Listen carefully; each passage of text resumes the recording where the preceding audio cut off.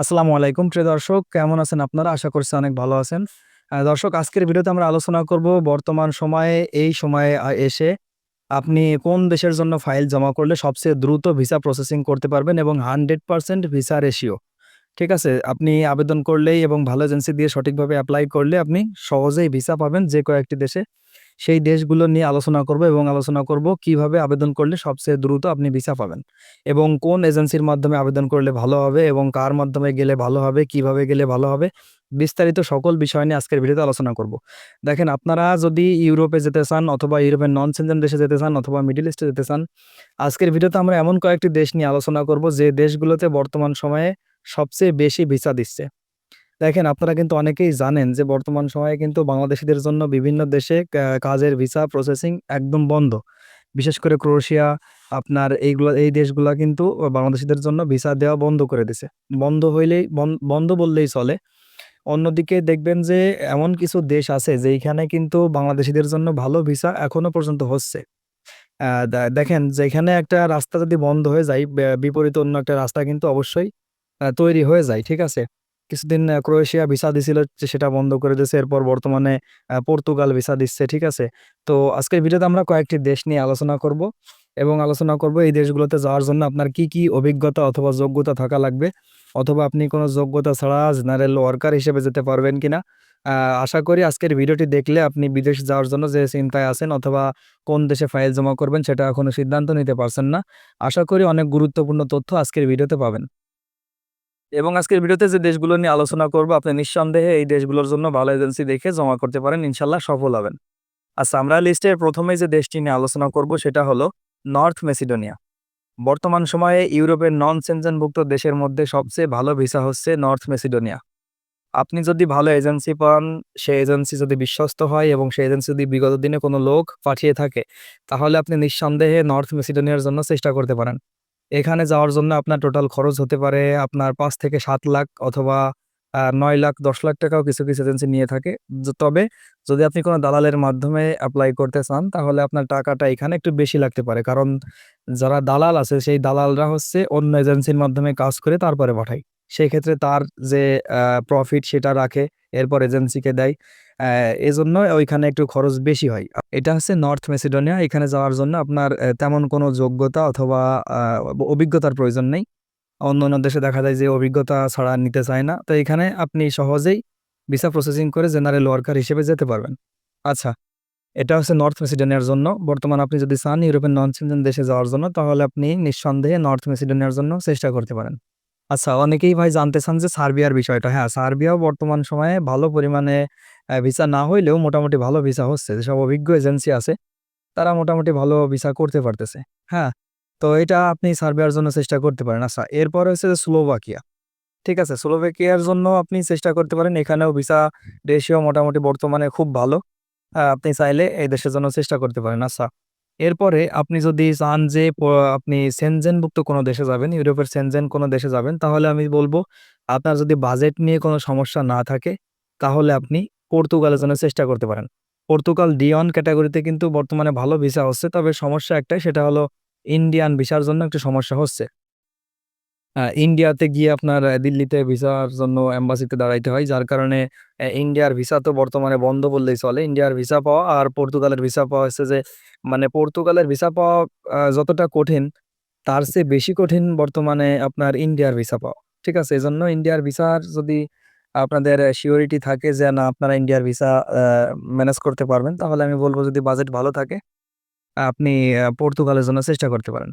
আচ্ছা, আর যদি নন সেনজেনের মধ্যে আমরা ধরি, তাহলে ওই যে দেশগুলোর কথা বললাম, নর্থ মেসিডোনিয়া, সার্বিয়া, আ এগুলোর জন্য চেষ্টা করতে পারেন। বর্তমানে ভালো ভিসা হচ্ছে এখনো পর্যন্ত।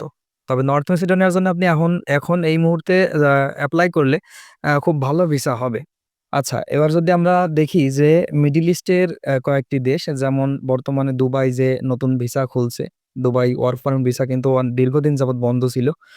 অনেকেই বাংলাদেশ থেকে টুরিস্ট ভিসায় গিয়ে সেখানে অবৈধভাবেও কাজ করছে কেউ, আবার কেউ আছে তারা অ্যাজ আ ওয়ার্ক পারমিটে কনভার্ট করছে।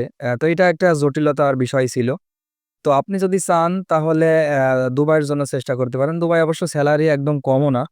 যদি আপনার বাজেট কম থাকে, যে কম বাজেটে আপনি মোটামুটি দুবাই গিয়ে কিছুদিন থাকবেন, ২-১ বছর থাকার পর ওইখান থেকে আপনি ইউরোপে যাবেন, তাহলে আমি বলব যে দুবাই আপনি যেতে পারেন। বর্তমান সময়ে দুবাই ভালো ভিসা হচ্ছে। কোম্পানি সরাসরি কোম্পানির ভিসা অনেক এজেন্সি করতেছে। ঠিক আছে? আচ্ছা, এরপর একটা কমন যে দেশটা, বর্তমান যেই দেশটা নিয়ে সবচেয়ে বেশি প্রতারণা চলতেছে এবং সবচেয়ে বেশি হাইপ চলতেছে, সেটা হলো রাশিয়া। আপনারা যদি ভালো এজেন্সি পান তাহলে অবশ্যই রাশিয়ার জন্য চেষ্টা করতে পারেন। তবে বর্তমান সময়ে কিন্তু রাশিয়ার কিছু কোম্পানিতে ভাষা শেখাটা বাধ্যতামূলক করতেছে। ঠিক আছে? আগে ভাষার প্রতি এতটা গুরুত্ব না দিলেও বর্তমানে তারা ভাষার প্রতি অনেকটাই গুরুত্ব দিচ্ছে। কারণ বিগত দিনে কিন্তু প্যাকেজিং কাজে অথবা ফ্যাক্টরি কাজে এসব কাজে ভিসা হইছে খুবই কম। একদম নেইনি বললেই চলে। কিন্তু বর্তমান সময়ে যেহেতু এই সকল কাজে লোক নিচ্ছে, সেক্ষেত্রে তাদেরকে অবশ্যই ভাষাটা টুকটাক জানা লাগবে। ঠিক আছে? ভাষা জানলে তাদের জন্য অনেক সুবিধা, সহজেই ভিসা হয়। আর অন্যদিকে দেখা যায় যদি আপনি ভাষা না জানেন তাহলে আপনি চেষ্টা করবেন সিনোপেক কোম্পানিতে কনস্ট্রাকশন কাজে যাওয়ার জন্য। তাহলে দেখবেন যে আপনি যদি সিনোপেক কোম্পানিতে কনস্ট্রাকশন কাজে যেতে চান তাহলে ভাষার প্রতি এতটা গুরুত্ব দেওয়া হবে না। কনস্ট্রাকশন কাজে আপনাকে এতটাও ভাষার প্রতি গুরুত্ব দেওয়া হয় না। বর্তমানে এখনো পর্যন্ত ভাষার প্রতি তারা কনস্ট্রাকশন কাজে এতটাও সিরিয়াস হচ্ছে না। কিন্তু প্যাকেজিং কাজ বলেন, ওয়্যারহাউস কাজ বলেন, বিভিন্ন রেস্টুরেন্ট জব বলেন, এগুলাতে ভাষাটা আপনার জানাটা আবশ্যক হয়ে গেছে বর্তমানে। তবে এখান থেকে আপনার পরীক্ষা দেওয়া লাগতেছে না। বর্তমান সেটা হলো আপনার এখান থেকে ট্রেনিং করে ভাষা শেখা লাগতেছে। দেন ওইখানে গিয়ে আবার ক্লাস হয়। ক্লাস হওয়ার পর ৩ মাস পর মেবি কিছু কোম্পানি আছে এক্সাম নেয়। এক্সাম নেওয়ার পর আপনি যদি পাস করেন তাহলে আপনার ওখানে থাকতে পারবেন। এরপর যদি আপনি ফেল করেন তাহলে যে আপনাকে সরাসরি একদম দেশে পাঠায় দিবে এমনটা না। আপনাকে পরে আবার পরীক্ষা দেওয়ার সুযোগ দেবে। যদি আপনি তারপরও পাস না করতে পারেন কয়েকবার পরীক্ষা দেওয়ার পর, তাহলে হয়তো আপনার সেলারি কম করবে, নাইলে আপনাকে দেশে পাঠায় দিবে। ঠিক আছে? বেশিরভাগ সেলারি একটু কম দিয়ে দেয়, যার কারণে দেশে পাঠায় না। হ্যাঁ, অনেকেই বলেন যে ভাই দেশে পাঠায় নাকি? আচ্ছা, রাশিয়া নিয়ে আসলে বলতে গেলে বলে শেষ করা যাবে না। রাশিয়া নিয়ে যে পরিমাণ প্রবলেম বর্তমান চলতেছে, বিশ্বাস করেন ভাই, আমরা তো সরাসরি এম্বাসির মাধ্যমে ভিসা চেক করি, সেটা আপনারা অনেকেই জানেন। তো যতগুলো ভিসা চেক করছি তার মধ্যে বিশ্বাস করেন যে অধিকাংশ ভিসা এবং অফার লেটার, ওয়ার্ক পারমিট এগুলা ফেক। বিভিন্ন এজেন্সি যে কি পরিমাণে fake offer letter, fake work permit এগুলো দিচ্ছে আসলে এটা বলে বোঝানোর মতো না। তবে আমি বলব ভাই, আপনারা এ ধরনের প্রতারণা থেকে সর্বদা সতর্ক থাকবেন। বিভিন্ন দালাল চক্র আছে যারা বর্তমানে প্রেক্ষাপটকে কাজে লাগায়, তারা আসলে বিভিন্ন প্রতারণা করতেছে। এজন্য আপনাদেরকে বলব অবশ্যই সতর্কতার সাথে যেকোনো জায়গায় ফাইল জমা দিলে সেটা স্ট্যাম্প করে নিবেন এবং চেষ্টা করবেন ব্যাংকের মাধ্যমে টাকা লেনদেন করতে। যে এজেন্সির কাছেই বর্তমান সময়ে ফাইল জমা দিবেন, যে দেশের জন্যই দিবেন, চেষ্টা করবেন ব্যাংকের মাধ্যমে টাকা লেনদেন করতে এবং স্ট্যাম্প করে নিতে। ঠিক আছে? একটা সময় তারা তো একটা সময় দেবে যে এই সময়ের মধ্যে আপনাকে পাঠাবে অথবা এই সময়ের মধ্যে আপনাকে সব কাজ কমপ্লিট করে দেবে। আপনারা সেই সময়টার চেয়ে সর্বোচ্চ ১৫ দিন, ১ মাস, হাইয়েস্ট ১.৫ মাস পর্যন্ত সময় দিতে পারেন। কিন্তু অনেকেই ভিডিওতে ভাই কমেন্ট করেন যে, "ভাই আমি ১-১.৫ বছর যাবৎ ঘুরতেছি।"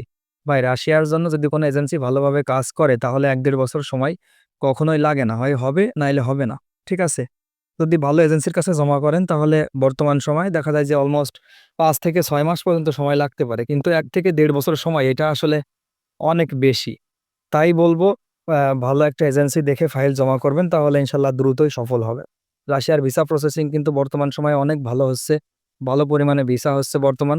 যদি আপনার ডকুমেন্টস গুলো সঠিক হয় তাহলে আপনার এম্বাসি ফেস করার প্রয়োজন নাই। অনেকেই জানতে চান যে ভাই এম্বাসি ফেস না করে ভিসা নেওয়া যায় কিনা? অবশ্যই ভাই ভিসা নেওয়া যায়। বিভিন্ন এজেন্সি বর্তমানে বেশিরভাগ ভিসা করতেছে কন্টাক্টে। এম্বাসি কন্টাক্ট করে ভিসা করতেছে। যদি আপনার ডকুমেন্টস সঠিক থাকে তাহলে আপনার ভিসাটা সঠিক হবে। এরপর ম্যান পাওয়ার করবেন। ম্যান পাওয়ার করলে ইনশাআল্লাহ আপনার কোনো সমস্যা হবে না। অনেকেই যুদ্ধের কারণে ভয় পান। এজন্য আসলে তেমন কোনো সমস্যা হবে না যদি আপনি সরাসরি ম্যান পাওয়ার করে আসতে পারেন। আচ্ছা, এরপর আমরা একটি দেশ নিয়ে আলোচনা করব। সেটা হলো ইউরোপের সেনজেনভুক্ত দেশ, সেটা হলো মলদোভা। বর্তমান কিন্তু মলদোভারও ভালো ভিসা হচ্ছে। আমার কয়েকটা পরিচিত লোক মলদোভাতে রিসেন্টলি ভিসা পাইছে। তাদের কাজগুলো খুব ভালো হইছে। তারা যে কাজ বলছিল সেই কাজই তারা পাইছে। এরপর আমরা আলোচনা করব তুর্কি সাইপ্রাস এবং গ্রিক সাইপ্রাস নিয়ে। ভাই, ইউরোপের সেনজেনভুক্ত দেশের চেয়েও কিন্তু তুর্কি সাইপ্রাস এবং গ্রিক সাইপ্রাসে সেলারি একটু বেশি। একটু বেশি বলতে কি, অনেকটাই বেশি। তুর্কি সাইপ্রাস এবং গ্রিক সাইপ্রাসে যেতে হলে আপনাকে কোনো একটা কাজে দক্ষ হওয়া লাগে। ঠিক আছে? আপনি যদি কোনো একটা কাজে দক্ষ হয়ে তুর্কি সাইপ্রাসে এবং গ্রিক সাইপ্রাসে যদি যেতে চান এবং যেতে পারেন তাহলে আপনার মোটামুটি সেলারি ৳১,০০,০০০ প্লাস হবে। ঠিক আছে? এই ৳১,০০,০০০ প্লাস সেলারি হবে। আপনি এইটা কিন্তু ইউরোপের সেনজেনভুক্ত কয়েকটা দেশে গিয়েও কিন্তু এত টাকা ইনকাম করতে পারবেন না। ঠিক আছে? আপনাকে তুর্কি সাইপ্রাস অথবা গ্রিক সাইপ্রাসে যেতে হলে অবশ্যই একটা কাজ জানা লাগবে। সেই কাজের একটা ভিডিও অথবা কাজের একটা দক্ষতার সার্টিফিকেট দিয়ে তারপর ভিসা প্রসেসিং করতে হবে। যদি ভালো এজেন্সি হয় তাহলে তুর্কি সাইপ্রাসে অথবা গ্রিক সাইপ্রাসে যেতে আপনার সময় লাগতে পারে অলমোস্ট ৩ থেকে ৪ মাস, হাইয়েস্ট ৫ মাস পর্যন্ত সময় লাগতে পারে। এমনও লোক আছে তারা অলমোস্ট চলে গেছে ১.৫ থেকে ২ মাস, ২.৫ মাস পর্যন্ত সময় লাগছে। আমার একটা পরিচিত লোক সে ২ মাস ১৩ দিনে সমস্ত কাজ কমপ্লিট করে তুর্কি সাইপ্রাসে চলে গেছে। ঠিক আছে? সুতরাং তুর্কি সাইপ্রাসেও কিন্তু ভালো ভিসা হচ্ছে যদি আপনি কোনো কাজে দক্ষ হয়ে থাকেন। বিশেষ করে যদি আপনি ওয়েল্ডিং এর কাজ অথবা টাইলসের কাজ, এই কাজগুলো যদি আপনারা জেনে থাকেন তাহলে খুব দ্রুত ভিসা প্রসেসিং হবে এবং সহজে আপনি যেতে পারবেন। আচ্ছা ভাই, আপনারা একটা বিষয় লক্ষ্য করবেন যে এজেন্সির কাছে ফাইল জমা করবেন, দেখবেন যে ওই এজেন্সি যদি ভালোভাবে কাজ করে তাহলে ইনশাল্লাহ আপনি খুব দ্রুতই যেতে পারবেন। ভাই, আপনি কোন দেশে যাবেন এটা সিলেক্ট করার আগে আপনি আগে সিলেক্ট করবেন আপনি কার কাছে আপনার ফাইলটা জমা করবেন। ভাই, অনেকেই আছে যারা ঢাকায় গিয়ে একটা এজেন্সির কাছে ফাইল জমা করে, সেই এজেন্সির কোনো আরএল নাম্বার নাই, এজেন্সির কোনো ব্যাকগ্রাউন্ড পজিটিভ নাই, এগুলো জানা নাই, শোনা নাই, তারা ফাইল জমা করে আসে। তো আমি তাদেরকে বলব, ভাই একটু জেনে শুনে তারপরে ফাইলটা জমা করবে। কারণ আপনি যে টাকাটা দিচ্ছেন অবশ্যই টাকাটা অনেক কষ্টের। সুতরাং অবশ্যই চেষ্টা করবেন ভালোভাবে যোগাযোগ করে তারপরে টাকা দেওয়ার জন্য।